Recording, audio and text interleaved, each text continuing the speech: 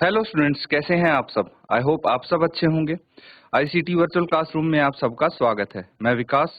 बच्चों, क्लास 6 का मैथ्स कर रहे हैं हम, और आज एक नया चैप्टर शुरू करेंगे जिसका नाम है फ्रैक्शंस। फ्रैक्शंस यानी भिन्न।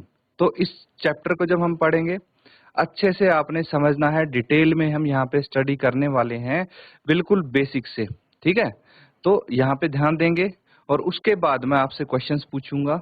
ठीक है, जिसको आते होंगे वो आंसर कर सकता है। तो चलिए चलते हैं स्मार्ट बोर्ड पे। तो बच्चों, टॉपिक का नाम लिखिए, चैप्टर का नाम फ्रैक्शंस। ठीक है, फ्रैक्शंस यानी इसको हम भिन्न बोल सकते हैं। फ्रैक्शंस यानी भिन्न। ठीक है,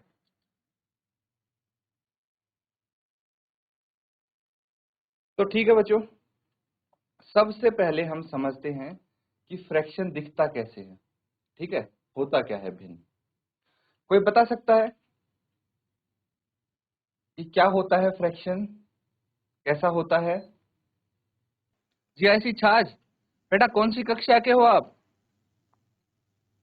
6। क्लास 6। ठीक है, वेरी गुड, बैठ जाइए। तो बच्चों, आपका रेलिवेंट टॉपिक है ये, इसको ध्यान से पढ़ें सब बच्चे। ठीक है,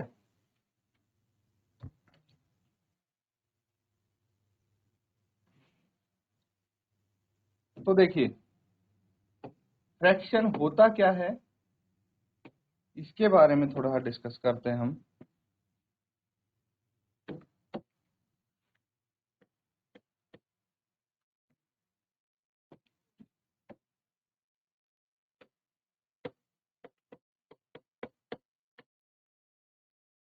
ठीक है, फ्रैक्शन।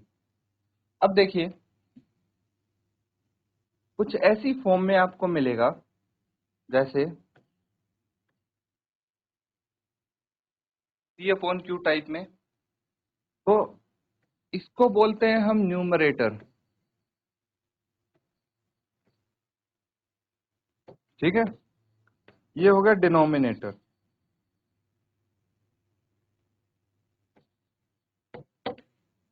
यानी अंश, जो ऊपर आता है उसको अंश बोलेंगे, जो नीचे आता है उसको बोलेंगे हर। ठीक है, ये चीज हमें समझनी है। अब इसको हम शॉर्ट में n और d ऐसे भी लिख देते हैं। तो आपकी जो फ्रैक्शन है कुछ इस तरह से दिखेगी। एग्जाम्पल देखिए, जैसे 1/2 क्या है, ये फ्रैक्शन है, भिन्न है। ठीक है, फिर 5/3 ये फ्रैक्शन है।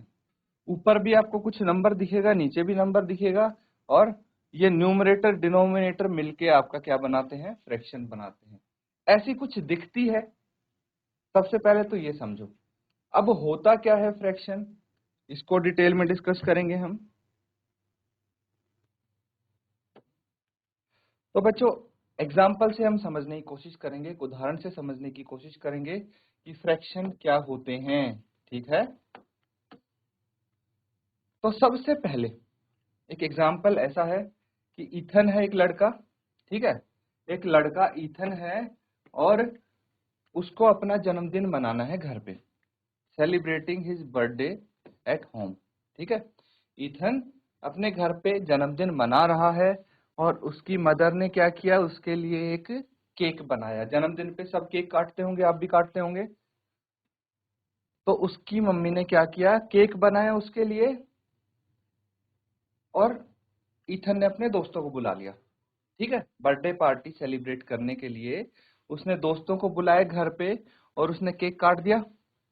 अब जब केक काटा गया तो उसकी मदर क्या करती हैं कि वो उसको डिस्ट्रीब्यूट करना चाहती है ना, सब बच्चों में आपस में बांटना चाहती हैं, और वो बराबर होना चाहिए।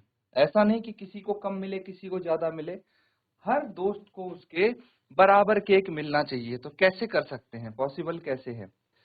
अब इसको समझेंगे कि उसके 6 दोस्त आए, टोटल 6 लोग हैं, इंक्लूडिंग इथन्स मदर। ठीक है, मतलब सारे 6 पीपल हैं पार्टी में। अब 6 जनों में बराबर बराबर केक बांटे जाना है, तो उसकी मदर ने क्या किया, 6 बराबर भागों में केक को काट दिया। ये देखिए फोटो आपको दिख रही होगी, यहाँ पे 6 इक्वल पार्ट्स में इसको काट दिया है और ये 6 प्लेट्स में यहाँ पे रखा गया है, 3 4 5 और ये 6। इतना समझ में आया? अब आपसे ये पूछा जा रहा है कि भाई क्या आप बता सकते हैं what fraction of cake does Ethan gets. अगर ईथन पूरा का पूरा केक खाता, किसी को बांटना नहीं पड़ता, तो वो एक होल केक खा लेता, लेकिन उसने 6 भागों में वो केक बांटा गया है, तो ईथन को कितना फ्रैक्शन मिला है केक का, ये सवाल है। तो टोटल नंबर ऑफ स्लाइस कितनी है, 6 है। टोटल नंबर ऑफ स्लाइस कितनी है, 6 है। और ईथन को 6 में से सिर्फ एक मिला, यानी 1/6। समझना, ईथन को 6 केक में से 6 स्लाइस में से सिर्फ एक मिला, यानी 1/6 पार्ट मिला केक का। So Ethan ate 1 part out of 6 part of the cake. तो ईथन ने कितना केक खाया, 6 में से एक पार्ट खाया। ऐसा ही कुछ है, 1 पार्ट आउट ऑफ टोटल कितने हैं, 6 पार्ट। ठीक है, कोई भी मान लीजिए ये ईथन ने खाई है,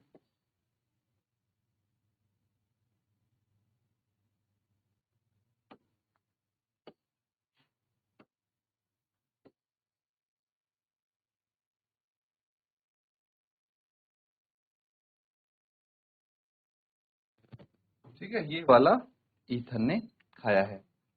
तो टोटल 6 में से उसने सिर्फ एक ही पार्ट खाया है। Now Ethan and his friend had learned about fractions at school. ठीक है, तो ईथन और उसके दोस्तों को स्कूल में फ्रैक्शंस के बारे में पढ़ाया गया था, उनको पता है। So one of Ethan's friend while eating the cake cuts his slice of the cake into 2 equal pieces. तो क्या करता है उसका एक दोस्त, जब केक खा रहा था तो अपनी स्लाइस को 2 भागों में बांट देता है, 2 बराबर पीसेस में। ठीक है, जो उसकी केक की स्लाइस थी, पहले तो पूरा केक को 6 बराबर भागों में बांटा गया और 6 के 6 लोगों को डिस्ट्रीब्यूट कर दिया। उनमें से उसका एक फ्रेंड क्या करता है, उस केक को 2 बराबर भागों में बांटता है और ईथन से पूछता है कि ये पूरी स्लाइस का कितना भाग हुआ। ठीक है, अब यहाँ पे क्या आता है, Ethan said each equal piece is 1/2 of 1 whole slice and 2 pieces together will be 1 whole slice. समझे? देखिए अब क्या है, 6 भागों में तो बांट दिया उस केक को। अब जो उसके फ्रेंड को एक स्लाइस मिली थी, उसको 2 भागों में बांट दिया। तो क्या हुआ, 2 बराबर भागों में एक स्लाइस को बांटा, मतलब हाफ हो गई, आधी आधी स्लाइस है ना, तो 1/2 हो गई ये। ठीक है, पूरी स्लाइस की। So we can say that fraction is number representing part of whole और मे बी सिंगल ऑब्जेक्ट और अ ग्रुप।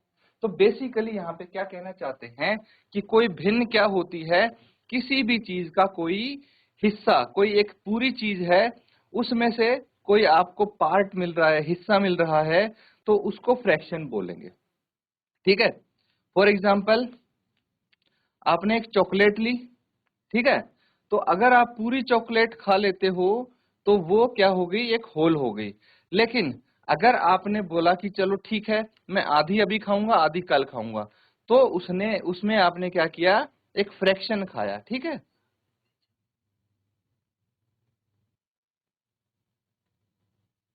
तो यही होता है फ्रैक्शन। क्या होता है, कोई भी एक पूरी चीज है, ठीक है, उसमें से अगर आपने उसका कुछ भाग कंज्यूम किया या फिर उसका कुछ भाग आप कंसीडर करते हैं, उसी को बोलते हैं फ्रैक्शन।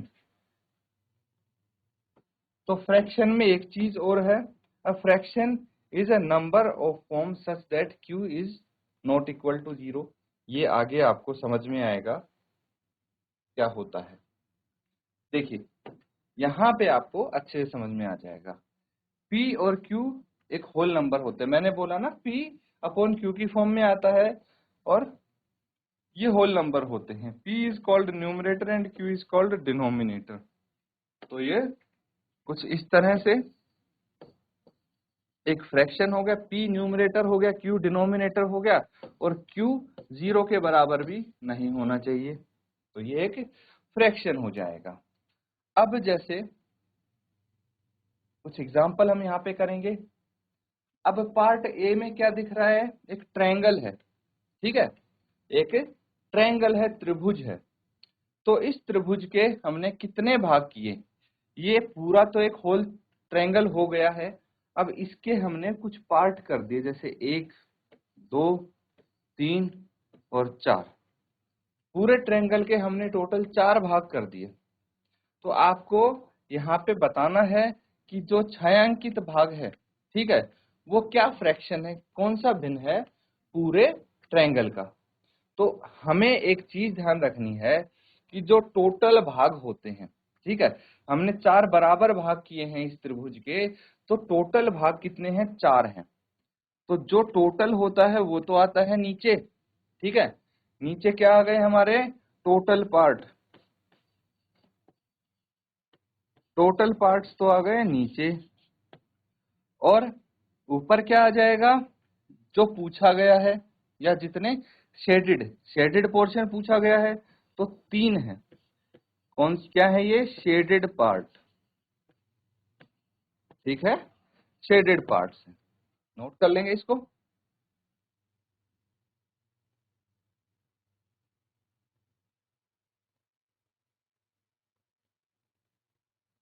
अब इसी तरह से जो भी आपसे पूछा जाए, मान लिए सी पार्ट है, ठीक है, तो इस त्रिभुज के 2 बराबर भाग किए हैं हमने, कितने किए हैं, 2 बराबर भाग है, पहला और दूसरा। तो अगर छायांकित भाग पूछना है तो ये क्या हो जाएगा, हाफ हो जाएगा, इसका आधा, है ना, आधा भाग छायांकित है और आधा नहीं है। तो यहाँ पे टोटल भाग है 2, वो डिनोमिनेटर में आएगा, और छायांकित पार्ट है 1, तो वो न्यूमरेटर में आएगा। इस तरह से आपको फ्रैक्शन में रिप्रेजेंट करने में कोई दिक्कत नहीं होगी। अब देखिए 1 2 3 4, ये जो सर्कल है टोटल 4 भाग हुए हैं, तो डिनोमिनेटर में 4 आ गया, लेकिन शेडेड पार्ट सिर्फ 2 हैं, तो 2/4 ये फ्रैक्शन आ गया। नोट कर लेंगे इसको।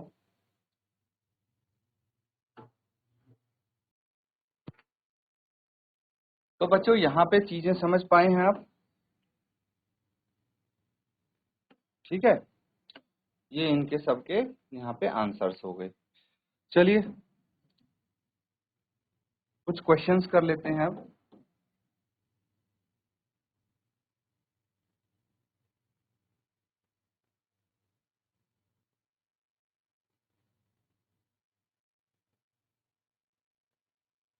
तो यहाँ पे क्या है, सेम क्वेश्चन जो अभी आपने किया था, कि right the fraction representing the shaded portion, जो छायांकित भाग को भिन्न दर्शाता है वो आपको बताना है। तो यहाँ पे पार्ट 1 में, फर्स्ट पार्ट में एक ट्रायंगल दिया है, और इस त्रिभुज के टोटल कितने भाग किए गए हैं वो काउंट करना है आपको, और डिनोमिनेटर में लिख देंगे, ठीक है। उसके बाद जितने भाग छायांकित है यहाँ पे उसको न्यूमरेटर में लिख देंगे, वही फ्रैक्शन हो जाएगी, ठीक है। चलिए फटाफट इसको सॉल्व करेंगे।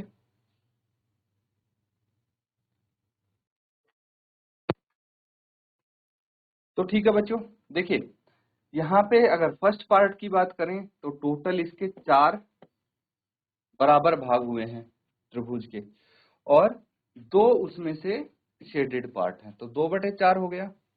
अब यहाँ पे देखिए रेक्टेंगल है, इसके कितने पार्ट हुए हैं, काउंट करेंगे तो 1 2 3 4 5 6 7 8 और 9, तो टोटल पार्ट इसके 9 हुए हैं, जिसमें से छायांकित भाग है 8, तो 8/9 हो गया, ठीक है। यहाँ पे देखिए कितने आपको बॉल्स दिख रहे हैं, 1 2 3 4 5 6 7 8, 8 हैं टोटल, कितने 8 हैं, तो डिनोमिनेटर में 8 आ जाएगा। और छायांकित कितने हैं, 1 2 3 और 4, तो 4 न्यूमरेटर में आ जाएगा।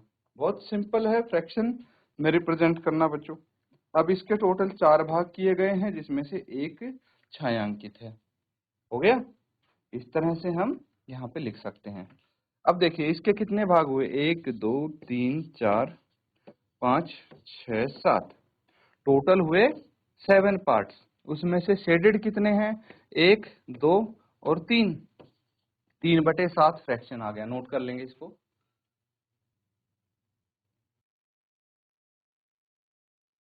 ठीक है बच्चों। नेक्स्ट देखिए,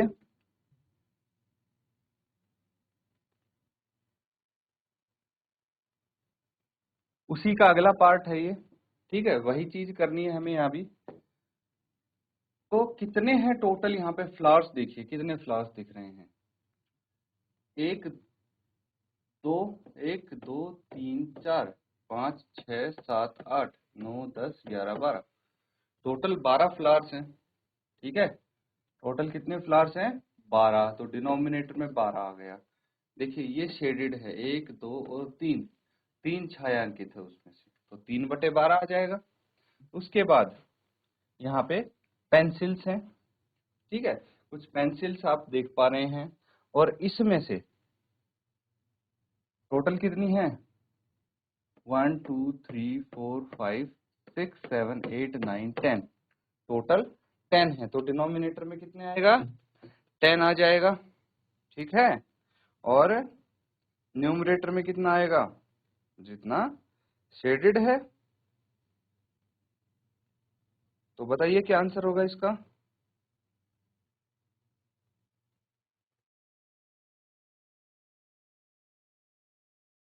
तो यहाँ पे सबसे बड़ी बात यह है कि सारे के सारे छायांकित हैं, है ना। टोटल 10 पेंसिल हैं और 10 की 10 छायांकित हैं, तो कोई दिक्कत नहीं है, हम 10/10 लिख सकते हैं। ठीक है, उसके बाद यहाँ पे 1 2 3 4 5 6 7 8 और 9, टोटल 9 भाग किए हैं बराबर इसके, जिसमें से 1 2 3 और 4 छायांकित हैं, तो 4/9 आ गया। यहाँ पे कितने हैं पेटल्स इसके, 1 2 3 4 5 6 7 8, टोटल 8 हैं। 8 पार्ट में से 4 को शेड किया गया है। अब देखिए इसके 2 भाग किए गए हैं, 1 और 2, है ना। 2 में से 1 छायांकित है, बस हो गया, नोट कर लेंगे इसको।